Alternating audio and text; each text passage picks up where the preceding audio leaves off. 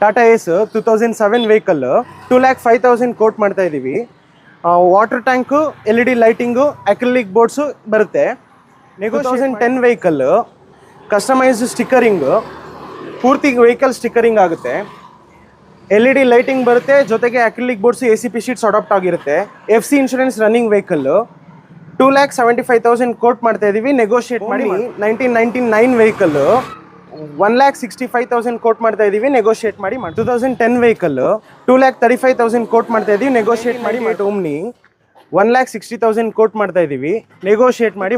8 ಟಾಟಾ ಏಸ್ 2,35,000 coat ಮಾಡ್ತಾ ಇದ್ದೀವಿ, negotiate ಮಾಡಿ. 2003 ಓಮ್ನಿ 2,10,000 ಕೋಟ್ ಮಾಡ್ತಾ ಇದ್ದೀವಿ, ನೆಗೋಷಿಯೇಟ್ ಮಾಡಿ ಮಾಡ್ಕೊಡ್ತೀವಿ. ವೆಹಿಕಲ್ಸ್ ನಿಮ್ದೇ ಇದ್ರು ತಗೊಬನ್ನಿ.